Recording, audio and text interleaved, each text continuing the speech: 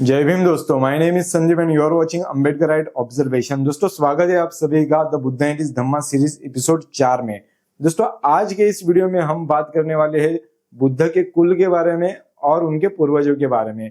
जैसे कि आप सभी लोग जानते हैं, डॉक्टर बाबा साहेब अम्बेडकर जी ने बुद्ध एंड हिज धम्मा ये मूल ग्रंथ अंग्रेजी में लिखा था। उन्होंने ना उसका मराठी अनुवादन किया था ना हिंदी अनुवादन किया था। तो इसलिए दोस्तों अंग्रेजी मूल ग्रंथ का हम लोग सहारा लेंगे, उसका आधार लेंगे और दोस्तों बुद्ध का कुल और बुद्ध के पूर्वजों को समझने की कोशिश करेंगे। तो दोस्तों doctor Baba Saheb Ambedkar the Buddha and his Dhamma इस ग्रंथ में बुद्ध के कुल के बारे में क्या लिखते हैं, इसे हम मूल अंग्रेजी में पढ़ते हैं। Going back to the 6th century BC, northern India did not form a single sovereign state. The country was divided into many states, some large, some small. Of these, some were monarchical and some non-monarchical. The monarchical states were altogether 16 in number.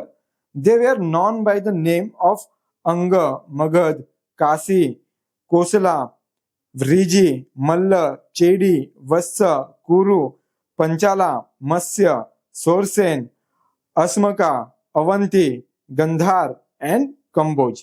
The non-monarchical states were those of the Sakyas of Kapila, the Mallas of Pava and Kushinara, the Lichvi of Vaishali, the Vedaha of Mithila, the Kolyas of Ramagam, the Bulis of Alakapa, the Kalinga of Resaputta, the Mauryas of Piplavan, the Bhaggas with their capital of Sumsumara hill. Basically दोस्तों doctor Baba Saheb Ambedkar ji बता रहे हैं ईसा पूर्व 6वीं सदी में उत्तर भारत में ऐसा एक भी राज्य नहीं था जो सार्वभौम था। बाबा साहेब अम्बेडकर जी बता रहे हैं कि पूरा देश अलग अलग राज्यों में बटा हुआ था और कुछ राज्य ऐसे थे जो मोनार्किकल सिस्टम में चलते थे, कुछ राज्य ऐसे थे जो नॉन मोनार्किकल सिस्टम में चलते थे। मोनार्किकल का मतलब होता है राजेशाही। तो कुछ राज्य ऐसे थे जहां पर राजेशाही थी, कुछ राज्य ऐसे थे जहां पर राजेशाही नहीं थी। बाबा साहेब अम्बेडकर जी उन राज्यों के नाम भी हमें बताते हैं। जहां पर मोनार्किकल सिस्टम था उनके भी नाम बताते हैं और जहां पर मोनार्किकल सिस्टम नहीं था उनके भी नाम बताते हैं। आगे डॉक्टर बाबा साहेब अम्बेडकर जी कहते हैं the monarchical states where known as Janapada and the non monarchical as Sangha और गण। जैसे अभी भारत को गणराज्य कहा जाता है, एक संघ राज्य कहा जाता है। हम लोग कहते हैं ना कि भारत ये स्टेट का संघ है, यूनियन ऑफ स्टेट, मतलब हम संघ बताते हैं। गणराज्य भी हम लोग कहते हैं, गणतंत्र दिवस भी हम लोग मनाते हैं। तो ये यहाँ से आया है दोस्तों, क्योंकि कई दफा हम लोग चर्चा करते हैं कि अरे ये जो डेमोक्रेसी है ये हमने इंग्लैंड से ली है। और दोस्तों यहाँ पर देखिए जो नॉन मोनार्किकल स्टेट्स है वहां पर भी राजा है। मतलब जो आगे आप लोग सुनिए फिर आपको क्लियर हो जाएगा। Not much is known about the nature of the polity of Sakyas of Kapilavastu, whether it was republican और oligarchy. This much however is definitely known that there were many ruling in the republic of Sakya and they ruled in turns. तो दोस्तों यहाँ पर अभी ये बात समझने वाली है कि जो नॉन मोनार्किकल स्टेट्स थे वहां पर भी बहुत सारे राजघराने थे और वो राजघराने अपनी अपनी बारी से राज करते थे। अब इंग्लैंड के डेमोक्रेसी को आप लोग देखोगे वहां पर मोनार्की है ऐसा कहते हैं, पर वो कौन सी मोनार्की है? तो वो है कॉन्स्टिट्यूशनल मोनार्की। मतलब वहां पे एक रानी होती है, राजा है वहां पे, राजा रानी होते हैं, पर जो लेजिस्लेटिव मेंबर है वो लोग कायदे कानून बनाते हैं। जो इलेक्टेड पर्सन होते हैं वो लोग कायदे कानून बनाते हैं।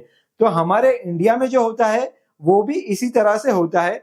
अब यहाँ पर देखिए बुद्ध धम्म में जो बाबा साहेब अम्बेडकर जी लिख रहे हैं, हमको जो मोनार्किकल स्टेट्स बता रहे हैं, उसमें जो राजा होता है वही सब कुछ डिसाइड करता है, पर जो नॉन मोनार्किकल स्टेट्स है वहां पर राजा डिसाइड करता है पर वो सब डिसाइड नहीं करता।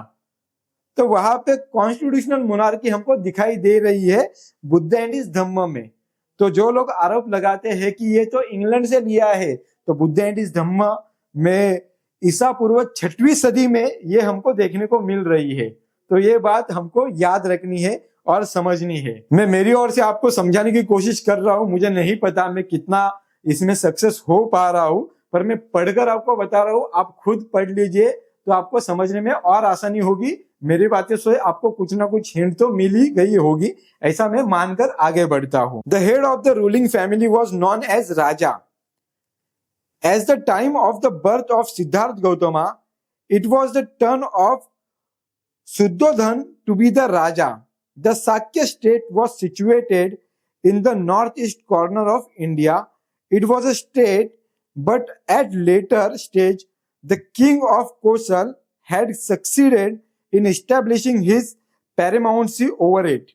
मतलब यहाँ पर बताया जा रहा है कि जो साक्य राज्य था वहां पर किंग कौशल इन्होंने विजय प्राप्त की और फिर वो जो साक्य स्टेट जो था वो कौशल के अधिपत्य में आ गया। तो जब भी साक्य स्टेट के किसी राजा को कुछ डिसीजन लेना होता था तो कौशल की परमिशन बिना वो डिसीजन नहीं ले पाते थे। बहुत सारे डिसीजन ले भी सकते थे और बहुत सारे ऐसे डिसीजन थे उसके लिए उनको सैंक्शन लेना पड़ता था कौशल राजा का। तो आगे सुनिए, the result of this paramountcy was the Sakya state could not exercise certain sovereign powers without the sanction of the king of Kosala. Of these kingdoms then in existence, Kosala was a powerful kingdom. So was the kingdom of Magad, Pasenadi, king of Kosala, and Bimbisara, king of Magadha, were the contemporaries of Siddharth Gautama. तो basically यहाँ पर बताया जा रहा है कि जो बिंबिसार राजा थे और जो पसेनेडी जिनको प्रसेनजीत भी कहते हैं वो जो राजा थे वो बुद्ध के समकालीन थे। तो दोस्तों ये था कुल, यहाँ पर कुल बताया है। अब हम लोग देखेंगे बुद्ध के एंसिस्टर कौन थे, उनके पूर्वज कौन थे। तो उनके बारे में डॉक्टर बाबा साहेब अम्बेडकर जी ने यहाँ पे लिखा है, the capital of Sakya was the city called Kapilavastu, perhaps after the name of the great rationalist Kapila. तो कपिल जो था वो एक बुद्धि प्रामाण्यवादी इंसान था, उसके नाम से हो सकता है कि कपिलवस्तु ये इस शहर को नाम गिरा हो। आगे लिखते हैं, there lived in Kapilavastu a Sakya by name Jayasena, Sinhahu was his son. अब यहाँ पर असली एंसेस्टर बुद्ध के शुरू होते हैं, जो मैं आपको शॉर्ट में बताने वाला हूँ। फिलहाल मैं पूरा पढ़ लेता हूँ, फिर बाद में मैं आपको बताता हूँ। There lived in Kapilvastu a Sakya by name Jaisena. Sinahu was his son. Sinahu, ये सिन्हाहु जो है इसको सिंहनु भी कहते हैं। तो आप लोग पर यहाँ पर जो लिखा है मैं फोनेटिकली जो पढ़ रहा हूँ तो सिन्हाहु मुझे ये प्रोनाउंस मैं इसको कर रहा हूँ, पर बहुत सारे मराठी और हिंदी किताबें हैं अनुवादित, उसमें सिंहनु करके इनको बुलाया गया है, पर मैं फिलहाल सिन्हाहु ही बोल रहा हूं जो यहाँ पर मुझे दिख रहा है। सिन्हाहु वॉज मैरिड टू कक्कना। अभी यहाँ पर भी जो कक्कना है इसको कच्चना भी कुछ लोग कहते हैं अनुवादन में। इसका जो स्पेलिंग है KACCANA ऐसा स्पेलिंग है। तो इसको क्या प्रोनाउंस करना चाहिए आप लोग खुद मुझे कमेंट में बताइए। Sinhahu was married to कक्कना।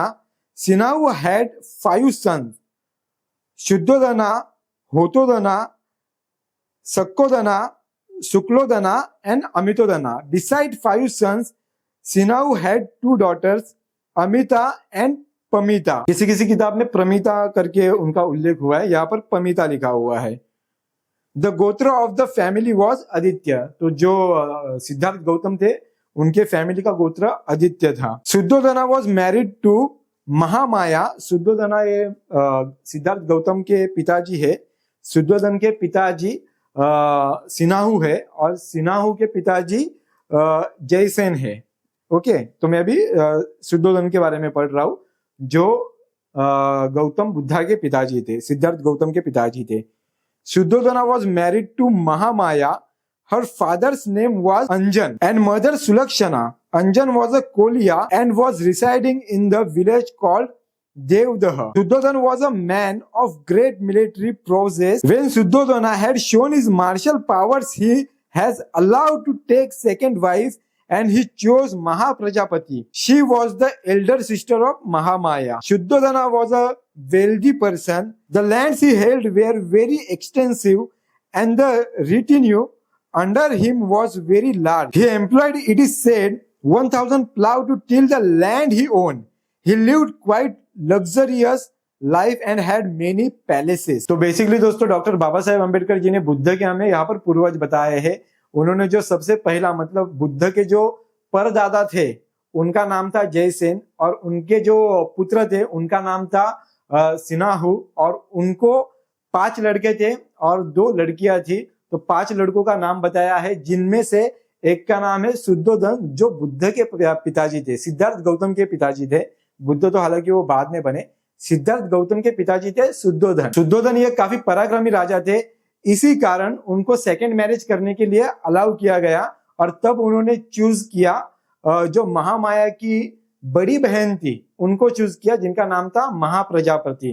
तो उनको उन्होंने चूज किया। अब यहाँ पर अध्ययन का विषय हो सकता है कि महामाया ये छोटी होके उनका पहला विवाह हुआ, और शायद हो सकता है कि महाप्रजापति का विवाह ना हो रहा हो, इसलिए शुद्धोधन जी ने उनको चुना हो शादी करने के लिए। ये भी हो सकता है, पर ये वाला डिस्कशन का पार्ट बुद्ध एंड हिज धम्मा इसमें नहीं लिखा हुआ है।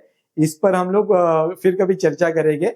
तो इस तरह से जो एंसेस्टर है वो बताए गए। सिद्धार्थ गौतम के जो दादाजी थे उनका नाम था सिनाहु, और जो उनकी दादी थी उनका नाम था कक्कना, और जो उनके पुत्र थे उनका नाम था शुद्धोधन, जिनके बेटे थे सिद्धार्थ गौतम। और जो सिद्धार्थ गौतम की माता जी है जिनका नाम था महामाया, उनके माता पिता का नाम था, माता का नाम था सुलक्षणा, और जो पिताजी थे उनका नाम था अंजन। तो दोस्तों ये थे बुद्ध के पूर्वज, जिनके बारे में मैंने आपको बता दिया है, जो बुद्ध एंड हिज धम्म में डॉक्टर बाबा साहेब अम्बेडकर जी ने हमें बताया है।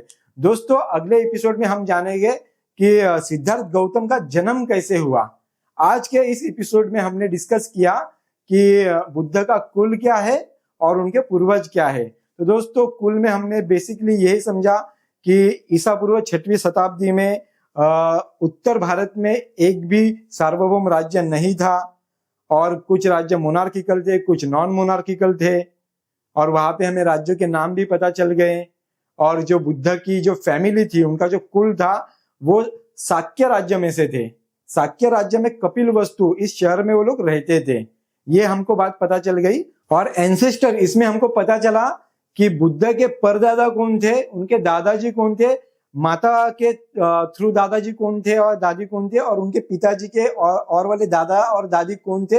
ये सारी बातें हमको पता चली, और वो कितने अमीर थे, लग्जरियस थे।